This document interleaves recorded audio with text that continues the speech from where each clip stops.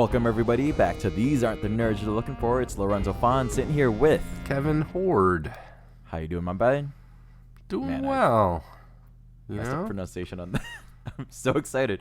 Lorenzo is good at words. So good at words. I know all the good words. It's also because right before this, we were having a side discussion about something else that I was super excited for, and now we're just rolling to this. We will discuss the other thing later. You guys will be privy to that conversation at a later time. Yeah, at a later time. I'm still collecting my thoughts on things. Today, though, we will be discussing Star Wars Resistance Season 2, Episode 12, The Missing Agent. Just continuing our catch-up on Star Wars Resistance here.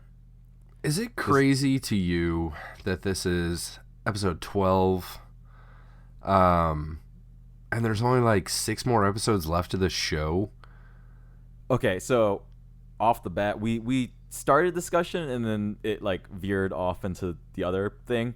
But thinking about that now, yes, to answer your question. Okay. But so to front load this episode, it's weird that this is episode 12 because I feel like this should be, like we said last week, this feels like an episode 4.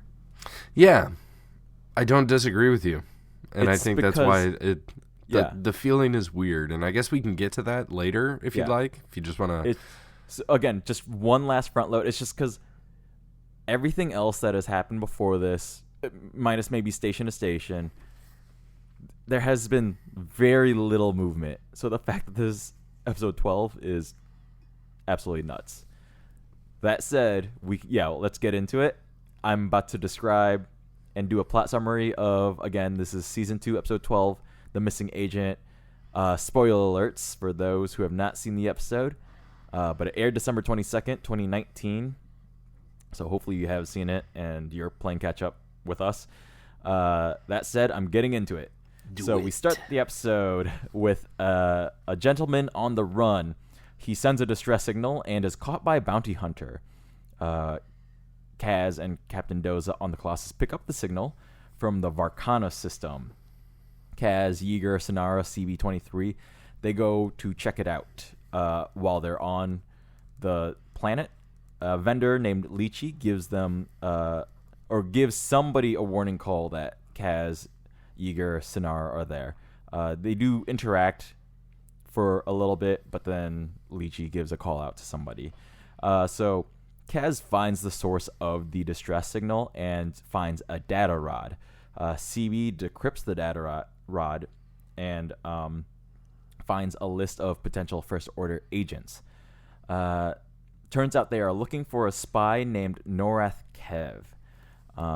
The bounty hunter arrives and a fight ensues. Sonara is temporarily separated while fighting this bounty hunter. They do all escape, and the group does rejoin. The crew head back to question Lychee, as his name did appear on the list that was found on the data rod. Lychee does give them some information on the bounty hunter's ship's whereabouts. The crew do find Norath on this ship. Turns out it's a trap. Sonara was outside the ship, so when the ship closes up, she is outside. So the bounty hunter is named Axe. We get that name said aloud, as the bounty hunter is contacting Pyre, who will meet up with Axe and collect the new prisoners. Axe flies away. Sonara jumps on a speeder and chases after. While the ship is flying, Kaz starts dismantling the ship. CB gets shocked in the process, trying to reprogram the ship. The ship crashes. CB and Norath are hurt. Not terribly so, but enough to make things a little troublesome. Axe and Yeager get into a shootout. Kaz engages. Sonara engages. There's a huge fight that happens. Kaz and Norath leave to try and contact Captain Doza somewhere safe where they won't get shot at by Axe. Sonara and Yeager continue to fight. Kaz calls Captain Doza for an evac. However, Sonara and Yeager are not responding at the time. They are all in trouble, though, as the First Order arrives at this moment. End of episode. End of episode. Yep. Cliffhanger? Yep, quite the cliffhanger. It's quite a open ending, shall we say? Maybe not a cliffhanger, but it is an open ending. Mm-hmm. You know? So, Yeah. I dig it. I really dig it. Real quick notes. The director of this episode was Stuart Lee. The writer was Brandon Auman. For new characters, Norath Kev was voiced by David Diggs. Lychee was voiced by Fred Armisen, and Axe Tigrin is his last name, was voiced by Joe Manganiello. So they got some big names to voice these three characters. Yes, sir. Huge names. I'm not gonna lie, for both Norath and Lychee, I couldn't place them. If you were to ask me before I looked them up who voiced them, I could not tell you. But both of them sounded very familiar. Mm-hmm. For Axe, however, I never would have told you that it was Joe Manganiello in a million years. But it's really cool that it's him. I'm a huge fan of all three of them. Yeah. And I'm really excited to see that they are in the Star Wars universe. Yeah, I am as well. And to the point of naming these voice actors, I think the voice work on this episode is so solid. Yes. It's so good. This show sometimes has a tendency to be a little goofy, and that comes through with the voice acting as well. But man, this is just it's a beautiful episode just to listen to. Yeah, and everybody kind of balances both the script and the voice actors are balancing the tone really well of this episode, I would say. I agree with you. There are moments of appropriate humor. I think you and I mainly will disagree a lot on how humor is employed through the various Star Wars TV shows. Yep. And that's not to say I don't like humor. Humor is definitely a big part of the movies. It's just sometimes the tone of the shows goes in a direction I do not want to follow. Right. However, in this episode with this script, there are really good moments of kind of banter back and forth. The way Lychee kind of is toyed around with, and the way Fred Armisen reacts. When Yeager like at one point threatens to take away like some gold bars of his, some credits. Yeah, he's just gonna steal his shit. Yeah, just straight up just steal his shit. And Lychee is like, "What are you doing? You can't do that." And Yeager's like, "Why not?" Okay, yeah, I can. Yeah, but I mean, I won't if you give me the info that I want, you know. Right, exactly. Just give us what we want and we won't take your shit. And then even after he does reveal where like some information for the ship, for Axe's ship, Synara still like shoots out his comm too. And it's like, "Oh yeah, that's just, you know, so you don't contact your buddies." Like, so the first time I saw this, I thought she was just gonna like go take the credits anyway. And then I thought so too. Then she pulled her blaster, and I was like, then I thought she was gonna stun him, right? Mm-hmm. But it didn't turn out that way. She just destroyed his comm, you know, so that Lychee can't one up him, you know. Contact Axe. I think he was calling Axe prior, right? Is that who? Right? Yeah, Mister has an axe to grind. Right. Like literally has an electro axe thing going on. So, I will say, I know this is kind of jumping around a little bit. Sure. I will say, I think the fight choreography and the fight cinematography of this episode is probably the best of this show entirely. So far, yep. Yeah, so far. I agree with you 100% on that. Especially the fight between Synara, Yeager, and Axe. It's one long, unbroken shot that is wide. So we see the action is very clear. We see the relationship of where all three characters are to each other. That is how all fight scenes should be. My note on this was that we have a Captain America Civil War 2-on-1 fight going on here. Yep. And it played well. And, you know, it's fun to watch, man. Yeah, like it's so well done. The choreography of like how Yeager swings in and Synara like kind of steps back and then comes in after Yeager clears the way. Like it's so well done. It it reminds me of like the best of like a Hong Kong film, right? Mm-hmm. Hong Kong films are really good at this, and for some reason, Americans have never gotten this right, except for like John Wick. You know, Hollywood for some reason really is super fucking shitty at action scenes, and it pisses me off every time. It's because it's hard. You Right. know? There's That's a lot literally of shit. all it is. There's a lot of shit going on. Yeah.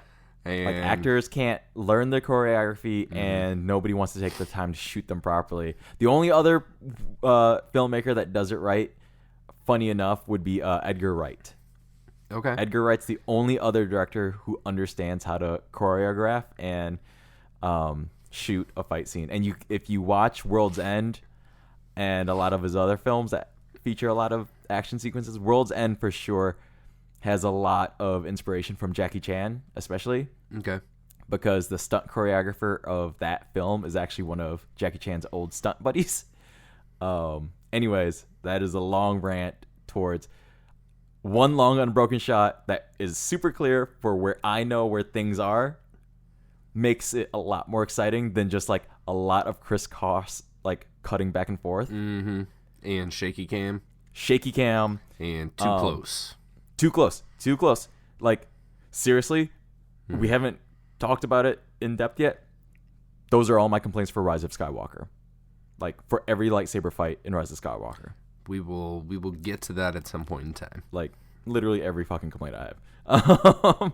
So that is why I seriously wanted to start there, commend this verse, because, like, as that scene was going on, I was enthralled. Cool. So it was fantastic. How do you feel about the introduction of new characters on episode 12 of season 2, which is the final season? Man, like you said, this feels more like an episode 4. Last week felt like an episode 3. I'm glad we're here. Mm-hmm. It's questionable why it took so long to get here. Yes. Yeah, but the way that this episode starts with Nora Kev, like, being pursued, you know, like, we're dropped kind of into the middle of a situation and shit's going on, and this guy's got his thing that he needs to do, and then he goes and calls for help. Mm-hmm.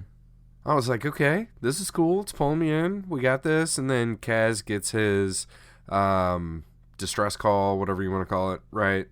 Mm-hmm. And he's like, hey, Doze, I want to go and look for this, and then look, you know, I want to investigate, find out what's going on. And then CB chimes in, and he was like, oh, we want to. And then Yeager also was like, nope, count me in. Right. And for me, because of the way that Yeager was used in, like, the first half of this season, Yeager was always like, no, we shouldn't do that. We should just sit here with our thumbs up our butts and fucking look at each other or whatever. This is where he should have been, and that's why we complained about him in the past. Yeah, so, Yeager was so underused, and like, I was so happy to see him stand up, like literally just stand up and leave the fucking bridge for once. And that was great, but it also, because of the way he has been treated and portrayed, I was like, okay, well, why now? You know, like, it gave me questions that I shouldn't have had. But it also, I guess everything else on the Colossus is going well. Like, they have food. They're still eating that fucking monster thing, I guess. Like, whatever I forgot what it was called already.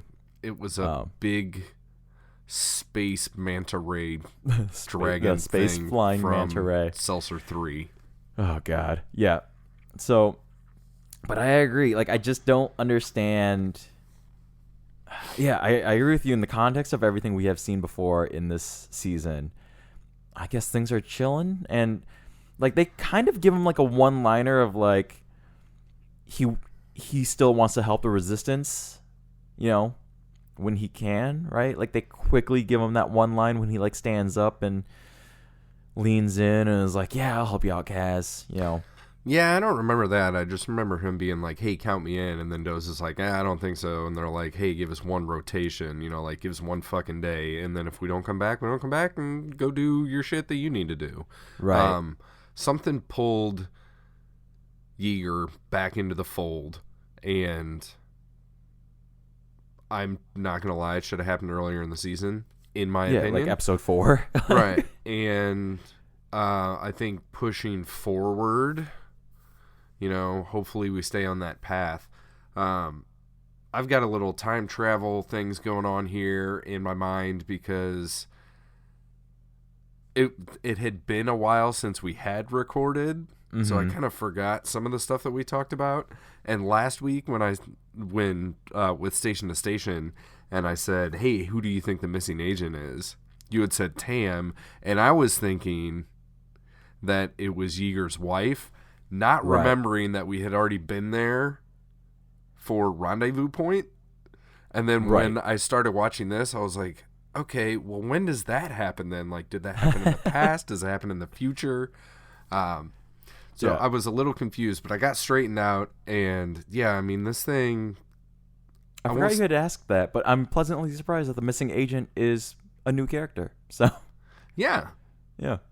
And you know what? I think if 5 episodes ago I would have said this would have happened, you would have been like, I don't think we need new characters. I don't think we just need to like jump into this thing and move the story forward and wrap things up.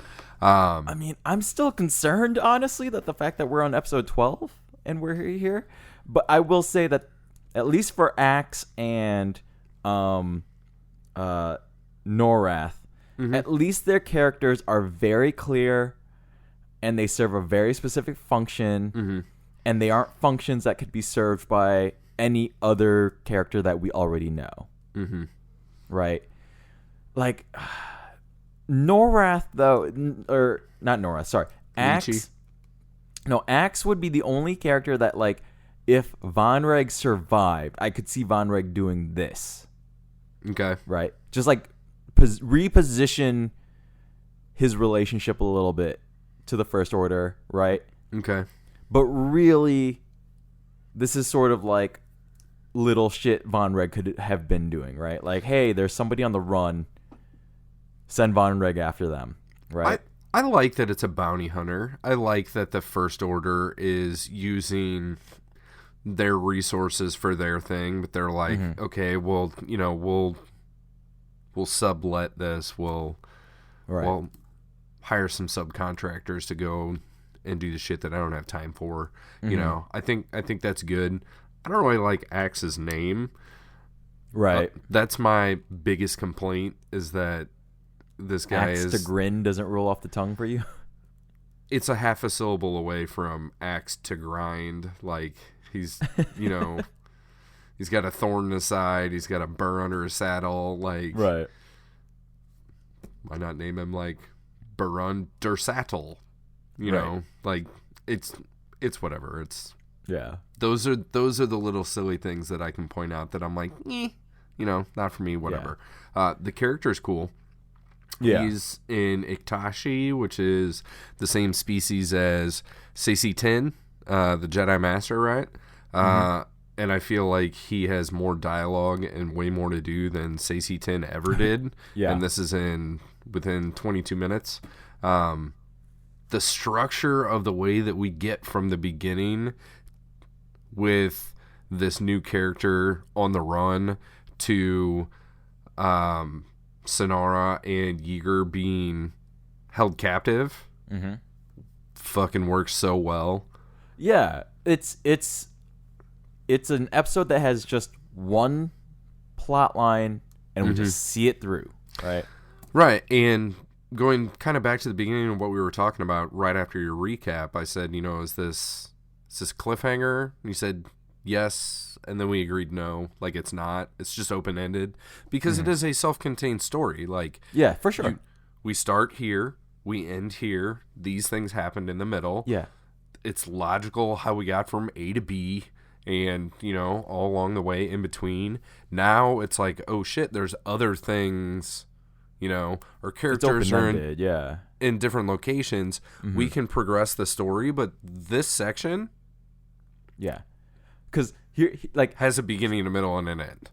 Yeah, to me, the difference is a cliffhanger is cutting off at a rising action, right? So, there still can be a climax, but it's still, the action is still rising from there. And then it cuts off. That's a cliffhanger to me. This episode, we have the climax. There's a big fight between Sonara, Yeager, and Axe, right? Right. And then that is open-ended. We don't see what happens to Yeager or Sonara. Right. We follow through with Kaz, who puts out a call to Doza. Mm-hmm. The action is coming down, right? We're Right. coming off the action. We're at the denouement, right? Right. First Order arrives. Yes, that's a new development, but the like emotional arc, the emotional feeling, we're kind of coming down off the crazy action. So yeah, if we would have ended this episode with the 3 Resistance members, shall we say, in the ship with Axe, like, oh shit, what happens? Like, cliffhanger, yeah. But Or like, I'm even jumping over a thing. So like, the last we see of Sonara and Yeager, I forget who, but one of them like axes the ground. I think it's Axe. I think he takes like electro axe and he hits the ground and like it explodes for some reason. The ground literally explodes. There's like a giant. Yeah, he like pulls the handle out and makes the axe like longer or something. So he like supercharges his battle axe. Yeah, And then he does strike the ground with it. And then we cut over to Kaz and Norath. And you see a big green thing and like it's a green explosion. Yeah, an auditory cue of badness in the background. Yeah, it makes a big explosion. So like to me, a cliffhanger would be like axe explosion credits. That's a cliffhanger. Okay. Right. So, like prime example of bad cliffhanger in the last like 5 years, Walking Dead. You know, like Negan shows up, bat to somebody's head. We don't see who it is. Cameras from perspective of bat to head. That was the season finale. That was the season finale of a show. Yeah, we had to wait a whole year, like a whole summer. I mean, I didn't have to wait because I have. Yeah. It was the worst cliffhanger. It was the worst fucking cliffhanger of all time. Anyways, I have a question for you about Axe. Yes. Do we see his droid? Does he have a droid? Not that I recall. His droid is named on Wikipedia.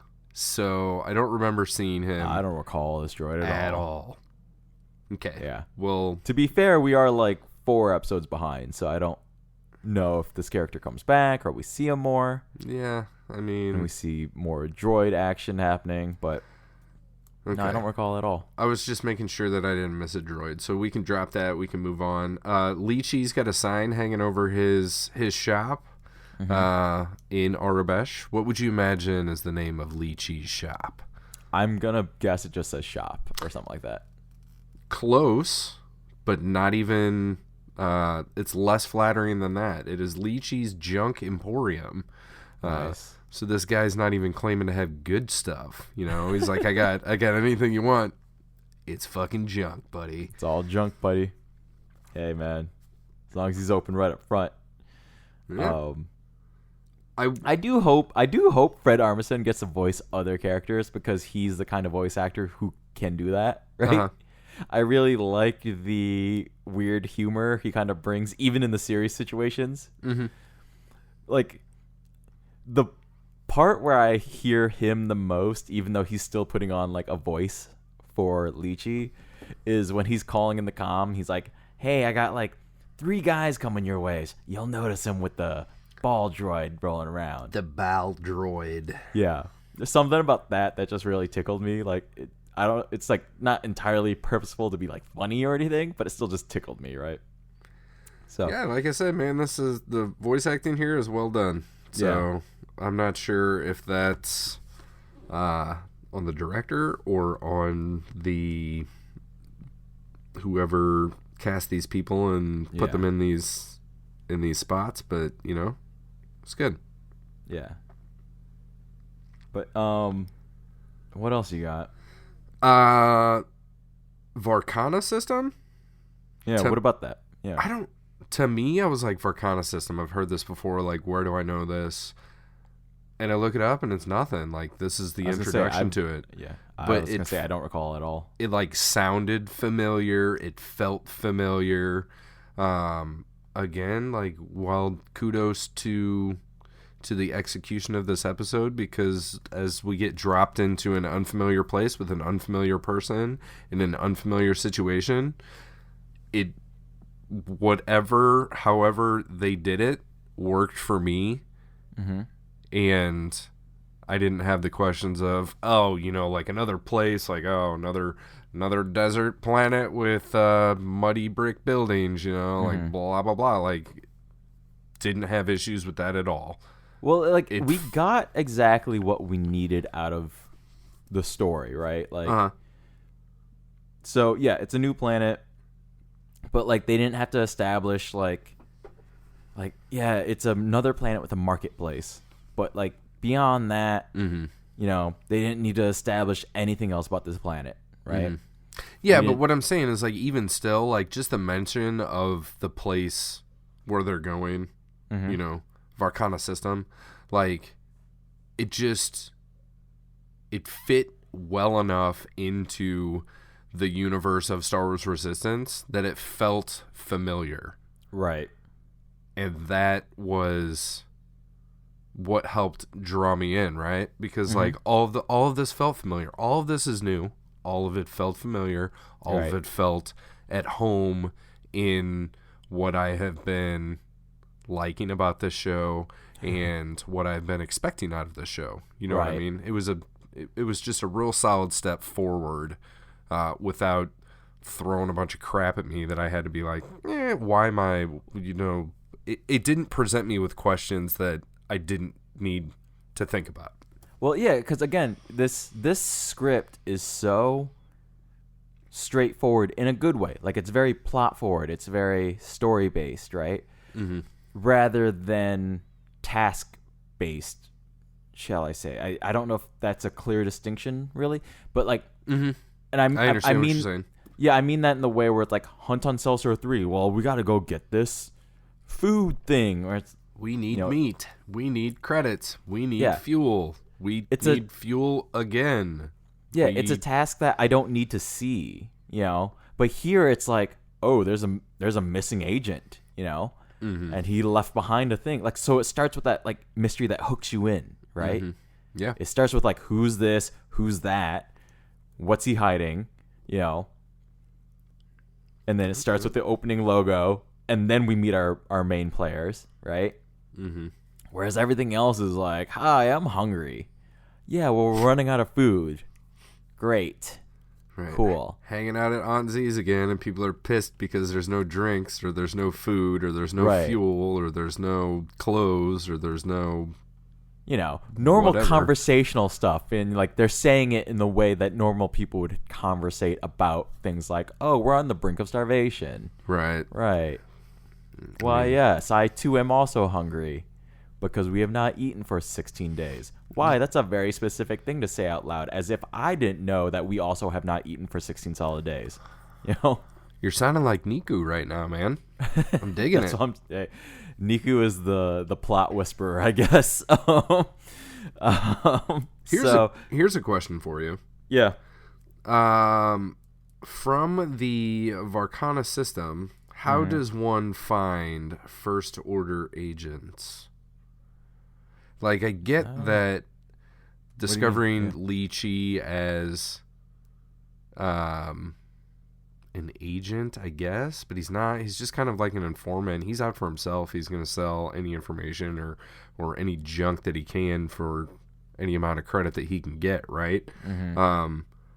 But Norath, I don't know that Norath was like stationed here. Right.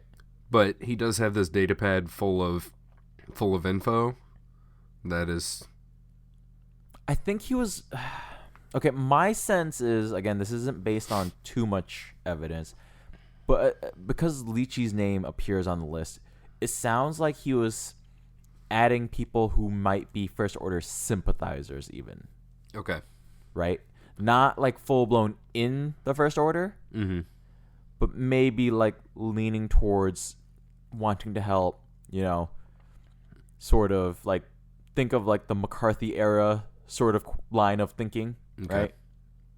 You know, like, have you ever attended a rally attended by other communist members? What right? is your favorite color? Right, exactly, right. Okay.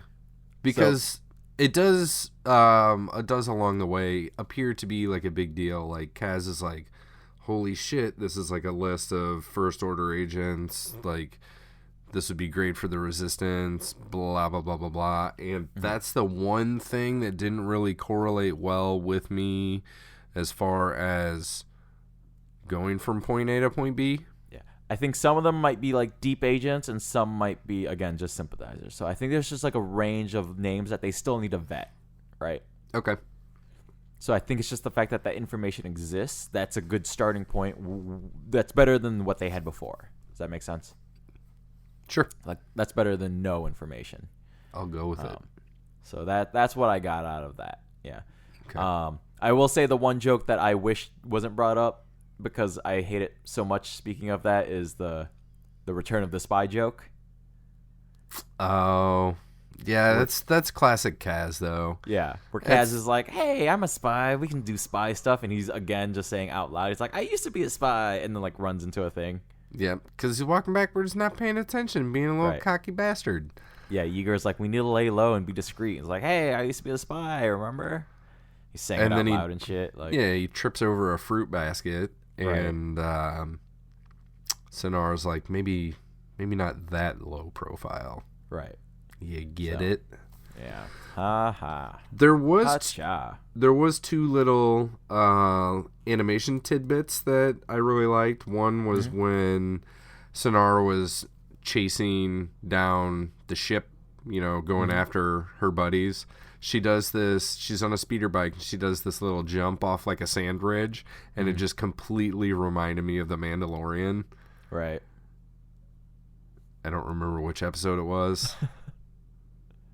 Maybe chapter 6, 5, something like that. Uh-huh. But it just totally reminded me of that, and I was like, oh, that's so cute. Like, just pulled it into my mind. That was nice. And then after, like, the big battle and stuff, CB-23 is, like, limping because Yes. he Yeah. was trying to take down the ship. He and Kaz are trying to take down the ship, and then Yeager's got to make his dig at Kaz, and he's like, yeah, if Kaz is good for anything, he's able to bring down this ship, or any ship for that matter, and CB is the savior because he keeps his little metal pencil thing in the computer port and gets shocked. But then when they're like going away from that after the ship crashes, like, he's limping, or she, sorry, CB-23 is feminine programming. Like, she isn't rolling at an even pace, and her head also like kind of like isn't staying stationary, like kind of bobs up and down a bit. It's like the cutest thing but the saddest thing at the same Right. time, and totally unnecessary to anything other than like showing the emotion and like physical effect that this action had on CB. Speaking of CB, there is one other animation thing that only happens in animation and will look so out of place in live action. I don't know if you noticed it. When they are tracking the signal, and they're heading like through the town, I think. Okay. There's a moment where CB, to show that she is like sensing the signal is close, literally jumps off the ground, like just from like a standing stationary spot, just does like an up down motion. I'm gonna like have to whole body, not just the head, the whole thing. I'm gonna have to go back and look at this. It's really weird. And From a it's- standstill? yeah, like not like a rolling jump with an arc, like an straight up down, like Super Mario Brothers style, right? Like hitting a block. Yeah, like up down. The only other time they sort of did it in live action is Last Jedi, I think. BB-8, his head in the back of the X-Wing, of Poe's X-Wing, when he gets scared or surprised, his head does lift up a little bit, but you can see there is like a mechanism underneath that is keeping the head, like it's doing that. Like BB-8 it's like himself pushing the is head controlled. away because Yeah, it's not BB-8 connected all yeah. of the time. Right. So that happens, yeah. So BB-8 does connect the head to make like the like surprise, like oh no, like up down expression with the robot, right? But then CB does it with the whole body. So I'll have to go back. That threw me off. And look for that one. Yeah. I'll put that on my notes for next viewing. Mm-hmm. Check it out for sure. But yeah, anything else in this episode before we start? Yeah. That's pretty much what I got for this one, man. Let's go thumbs up, thumbs down then, man. What do you got? Thumbs up. Yeah. Absolutely. Yeah. Yeah. So do I. Yeah. I'm just gonna hop in. Thumbs up for me too. Cool. Yeah. Very strong episode. This is like I said, this should have been episode 4. Mm-hmm. This is exactly where the show, like between station to station and this episode, this is exactly where the show should have just started off. Mm-hmm. A little intros back into season 2 and be here. Yeah. And kind of the stuff along the way, you know, live fire, hunt for Seltzer 3, the engineer, blah blah blah. There's like literally there's literally nothing in those episodes I can think about that affects what's happening in station to station or this. I feel like that, like the information from those episodes could have just been boiled down to other characters kind of talking about what's going on, because we've seen that before where like Kaz and somebody are, you know, over here talking and we're in the Aces lounge or something. The Aces are doing their thing, talking about their own shit, you know, like, so we don't need to have Kaz go on all these adventures and eat up screen time. Yeah.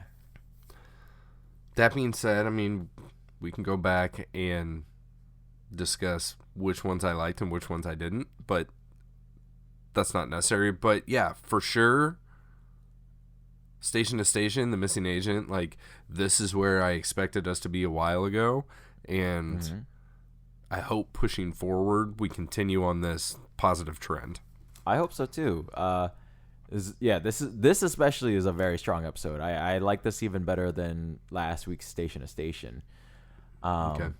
Yeah, this episode for sure is a solid thumbs up. You know, it's not one of those middling like it's not like a 62%. Yeah, this is like a solid, like, strong B+, right? Yeah, I would totally go in the, you know, I'm a little more positive than that. Probably A-ish, you know, A range. It's good.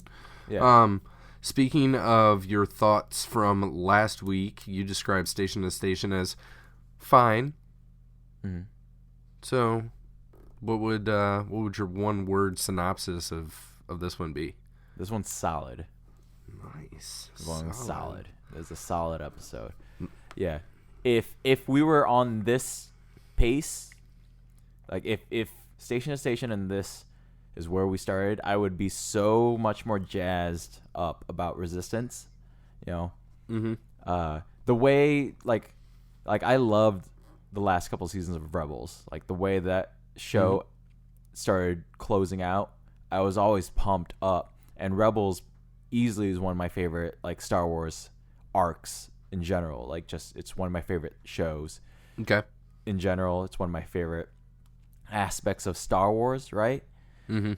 And so I think something I'm going to kind of repeat for as we kind of close out Resistance here is kind of this idea that as strong as this show could end now from here on out, like if every episode is this strong, I'll be jazzed up, but knowing that this is Station to Station is episode 11 and this is episode 12, you know, that really does put a damper on how I view this entire season and this entire show even, right?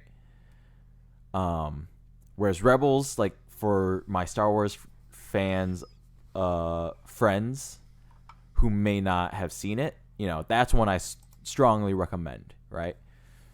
We also, you and I think you understand my relationship with Clone Wars, where I'll say like Clone Wars gets great, you know. Mm-hmm. But I'll start like giving them specific things to like hop around towards, right? Yeah, and that's easier to do because Clone Wars is... It's episodic in nature anyways, like... It is, and it did have growing pains at the beginning where it was hopping all over the place in the timeline, and then it did kind of even out. But there's so much of it that for somebody that is just jumping in fresh, I mean, it's 125 episodes. That's right, exactly. That's a hard sell. What, 40 hours? Yeah. You know, so then with that, it's easier to go, just, you know, this bit and make sure you watch the Umbara arc and the Mortis trilogy and whatnot, as opposed to this show that will end up being a lot less than that, 12 hours long. Right, like somewhat. Like you could 40 binge something episodes, I think, is what we're gonna settle at, right? It's 40, but I mean, you got an hour special at the beginning, an hour special at the end. But you could binge this in 2 days, easy. You could do this entire thing in a weekend. Yeah, and even then, like as of now, this is not a show I would recommend to anybody overall. I kind of want to just keep bringing this up and seeing if, as we start closing the show down, if my opinion on that changes. I kind of want to set it. I want to set a flag down. Yeah. And see how I feel about that. Does that make sense? Yeah. So we're on part 34 of 40, and you are... part 33 of 40, and you are still drawing a line in the sand and saying, overall, you can skip this. Overall, I would not recommend this show to anybody. Okay. Overall. All right. Right. Well, we will see if your opinion changes moving forward. Right. And maybe next week will be the breakout episode. Right, because it's literally called Breakout. How about that? So, yeah, strong episode. Let's hope this ball keeps rolling. I guess I should give my one-word review. Oh, yes. Sorry. I called this one engaging. So, Last week was refreshing. This week is engaging. So, you know, we're moving forward. Yeah, I definitely agree with both sentiments there for sure. Yeah, engaging is definitely the way here. Yeah. That is the way. This is the way. But yeah, so next week we got Breakthrough. We'll continue catching up with Star Wars Resistance. At some point we'll try and get back into Clone Wars, especially because February 17th, Clone Wars is back, Season 7. Yeah, that's exciting. We'll see how that all fits in. We have not decided. Are we just going to jump forward and review those as they come out, or? We're going to have to discuss that off air. All right, we'll figure that out. But, you know, if you want to find out more about this show, Not the Nerds, that you are listening to, you know, you can always visit notthenerds.com, correct? Mm-hmm. You know, but as always, as well, we always like to thank at Blue the Beard, who put together that website. That is correct. Yeah, and then we also like to thank They Call Me K-Dub on Twitter. That's the other Kevin who put together the cover art for us. Yep. And then Lindsay at Strange Fantasy Music at gmail.com. She put together the jingle you heard at the beginning and end of every episode. Yes, sir. Yeah. And just to kind of make things clear, we don't have any of this stuff written down. No, that's why it's always asked with a question, I was just kind of watching Lorenzo struggle a little bit, but I was gonna let him work his way through it, just like he's gonna work his way through season 2 of Star Wars Resistance, and he's gonna come out on the other side a happier guy. I'll tell you that much. Hey, it's also because we're still we recorded once last week. We're getting back into the swing of things. This is only the second episode we're recording of 2020 yet, so still just my memory's still rejiggering right now. But yeah, so again, anything you want to try and find out, all the episodes are listed on notthenerds.com. Find us, everything there. Socials all linked there, so that's the best place to find us. But otherwise, subscribe. Please rate us. Please like us. Leave a comment if you would. Yeah, for sure. We've had a couple comments over on YouTube recently. They were Clone Wars specific, so I'll wait until we get back to the Clone Wars to bring those up. But yeah, you can reach out to us in a multitude of different ways. Give us your opinion. Let us know if you think that we should jump ahead to the end of the Clone Wars before finishing the first 6 parts. But I mean, we haven't actually even like officially discussed Mando or anything. So yeah, or Rise of Skywalker. Yeah, or Rise of the Resistance. All things to come. Resistance. Yep. Well, these aren't the nerds you're looking for, right? Smuggler's Run, even Galaxy's Edge. So that's Galaxy's Edge we talked about a little bit, right? Yep, we have. Yeah. Because Galaxy's Edge and The Void, I think we talked about at the same time, right? Or no? No, that doesn't make sense. That timeline doesn't match up. No. But, see, it's all melding in my head. Everything's just melding in my head. It's all, yeah. We'll figure it out next week, guys. We'll see you next week. I've been Lorenzo. I've been Kevin. These aren't the nerds you're looking for. Bye-bye.